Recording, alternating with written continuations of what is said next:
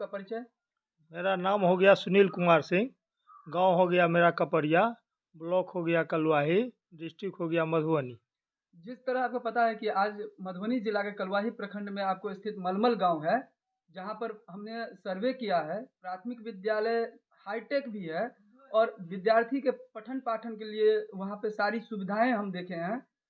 तो आपको क्या लगता है कि ये विद्यालय, इस तरह का विद्यालय कलवाही प्रखंड मधुबनी जिला में और दूसरा विद्यालय क्यों नहीं है? मैं आपको एक जानकारी दे दूं, है हम जो देख रहे हैं अभी मधुबनी मेडिकल कॉलेज के ठीक बगल में सहुआ पर एक विद्यालय है जो प्राथमिक विद्यालय ही है, लेकिन वहाँ भी हमारे हिसाब से वहाँ हम गए हुए थे एक बार। एक माने ये था हमारे बच्चे का वहाँ पर सेंटअप था इंटर का, तो वहाँ गए तो हम देखे कि बहुत ही अच्छा, वहाँ भी बहुत अच्छा ढंग से सुसज्जित है वो विद्यालय।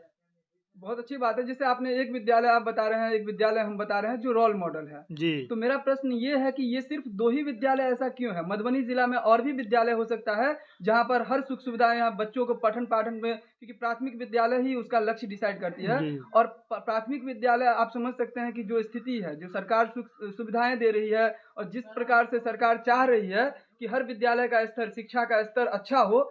और आपको पता है कि पूरे भारतवर्ष में बिहार के ही बच्चे आईएएस हो, आईपीएस हो, या आप आईआईटी में देखेंगे हर एक लेवल पे टॉप पे जा रहे हैं। तो ये अगर आप देख रहे हैं कि ये सिर्फ विद्यालय के हिसाब से सिर्फ मधुबनी जिला में अगर 2 ही विद्यालय है, तो ऐसा क्यों है? नहीं, इसके पीछे हम लोगों की कमी है। इसलिए हम लोगों की कमी है जो हर विद्यालय में आते हैं अति का पैसा, इसका विकास निधि का पैसा आता है। जो विकास निधि का पैसा माने 99% माने उसमें 1% भी खर्चा नहीं हो पाता है। इसके पीछे हम लोग इसलिए कहें, हम लोगों का इसलिए कारण है जो हम लोग को मान लीजिए हम गए स्कूल पर हम गए तो मास्टर साहब हमको जेब में 500 रुपया दे दिए, तो वो रख लिए, हम वहाँ से चुपचाप चले आए। फिर कोई दूसरा व्यक्ति कोई गए उनको दे दिया, फिर वो भी चले आए चुपचाप। इसी तरह से माने ये जो मिली भगत है ऊपर से नीचे तक, उसमें शिक्षक की कमी है। शिक्षा व्यवस्था जो कर रहे हैं ऊपर डीओ हो या जो ब्लॉक स्तर के अधिकारी हैं, उन सबको निगरानी रखना चाहिए। वो लोग आते हैं, आए तो उन लोगों को 1000-2000 दे दिए, वो भी चले गए। यहाँ आया शिक्षा निधि का जो पैसा आता है उसमें 1% भी किसी भी स्कूल में खर्चा नहीं हो रहा है। जैसे यहाँ आप कहे हैं कि मलमल में, तो वहाँ खर्चा किया है तो इसलिए वहाँ रोल मॉडल है। जैसे हम आपको बोले हैं कि एक सहुआ पर है मेडिकल कॉलेज के बगल में, वहाँ खर्चा किया है, अपने जेबी से तो कोई नहीं लगाया है, सरकार की पैसा उन लोगों ने सही ढंग से यूटिलाइज किया है, इसलिए उसका बहुत अच्छा माने रोल मॉडल है।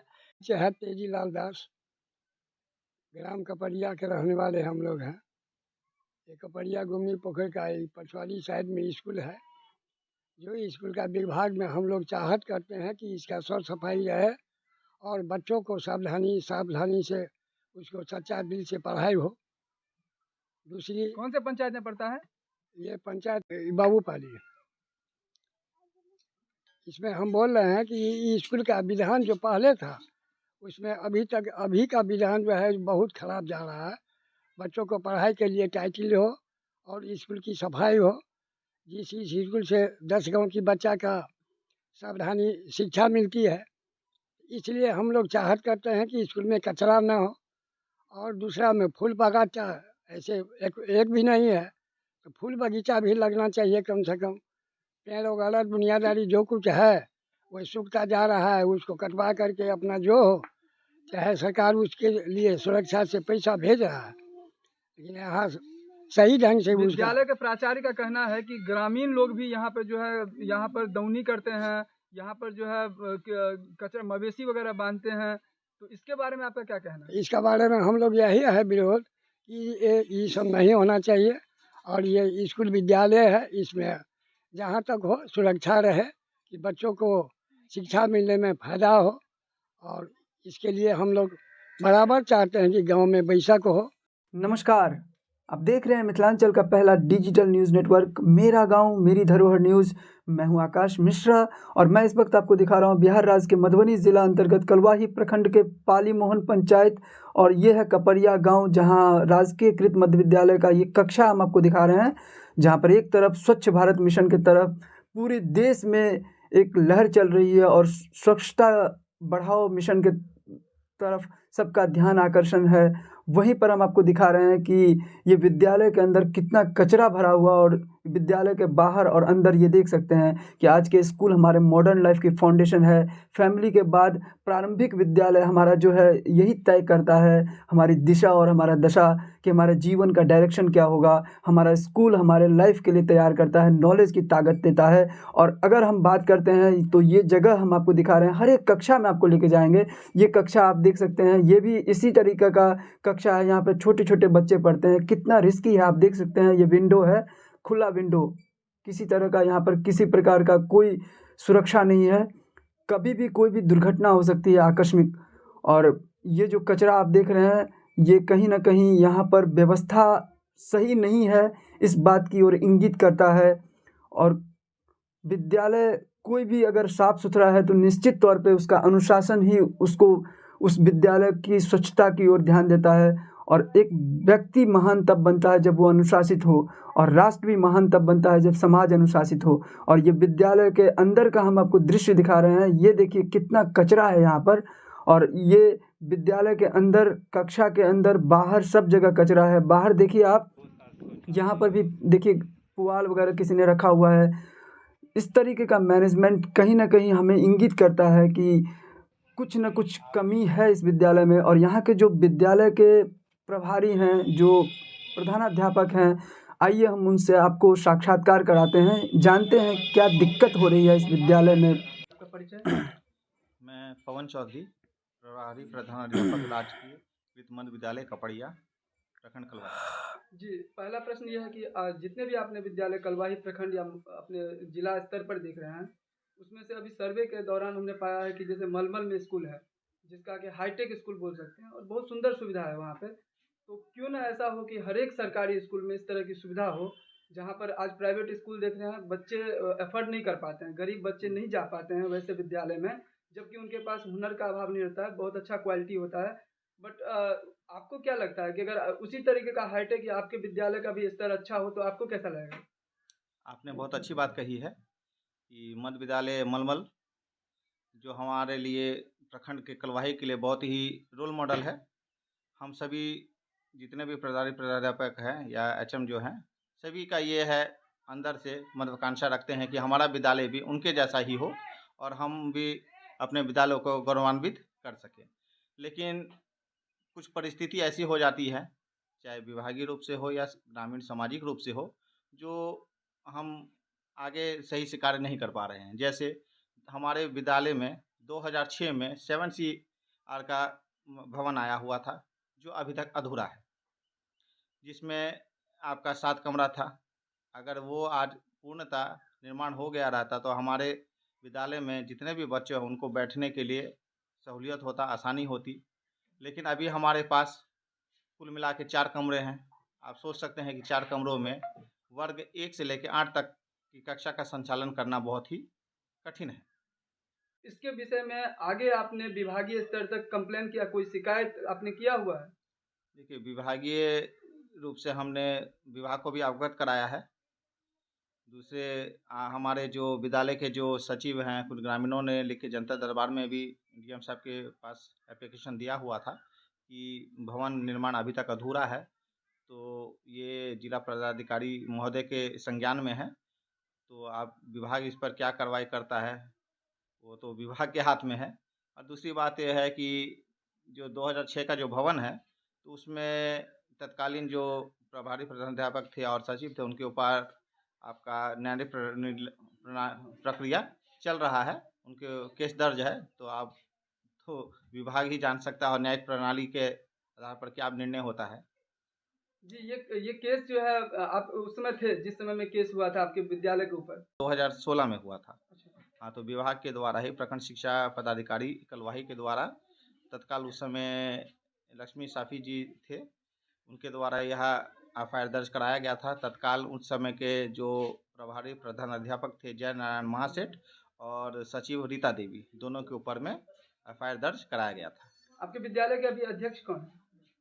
हमारे विद्यालय के अध्यक्ष शकील अहमद जी हैं, जो हमारे पाली पंचायत के उप मुखिया भी हैं।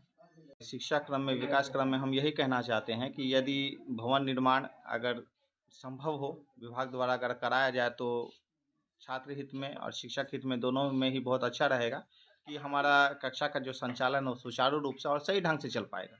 अभी आपके विद्यालय में कितने शिक्षक हैं कुल?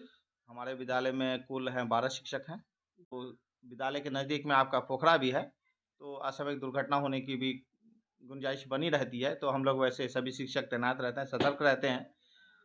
तो अगर छात्र दिवाली हो जाए ये सब तो और बहुत अच्छा होगा।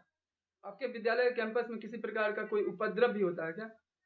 जी देखिए, विद्यालय तो खुला है, इसलिए फ़िलहाल तो विद्यालय का समय है 9 से 4, तो उस बीच में तो विद्यालय में कोई ना मवेशी ना अतिक्रमण तो नहीं होता है, लेकिन छुट्टी के बाद अपना मवेशी सब जो ग्रामीण सब है वो सब बांध देते हैं।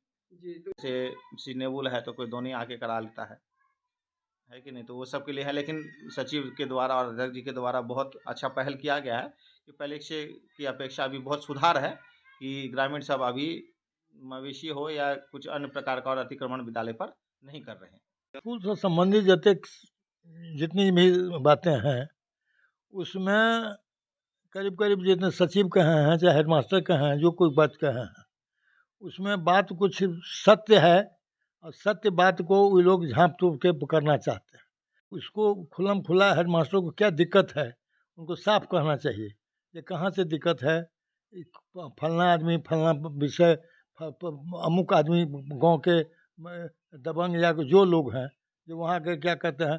अब वो लोग कहता है जो बच्चों को खाना बनता बनता है क्या कहते हैं जलपान वाला तो हाँ मिड डे मील। हाँ तो वह जो है तो समय पर मैंने तो मिलता ज़रूर है लेकिन एक 5 विद्यार्थी रहा 25 को हाजिरी बना दिया और उसमें जो पैसा आया तो उस सब मिलजुल कर सब मिलकर अपना खाते पीते हैं। तो हमने लोग कहता है हम तो जाते नहीं हम तो बीमार हैं वो बहुत तरह की बात है। लेकिन सबसे बड़ी बात है कि इस बात को जब तक हमारे शिक्षक हमारे सेक्रेटरी हमारे गांव के लोग सभी लोग तत्पर होकर इसमें क्या दिक्कत है उस पर हम अगर सामूहिक रूप से ध्यान नहीं देंगे अब सिर्फ माने भाषण देने से या हम फलना जगह पर हैं फलना पोस्ट पर हैं इसलिए हम करेंगे ये इससे काम चलने वाला नहीं है।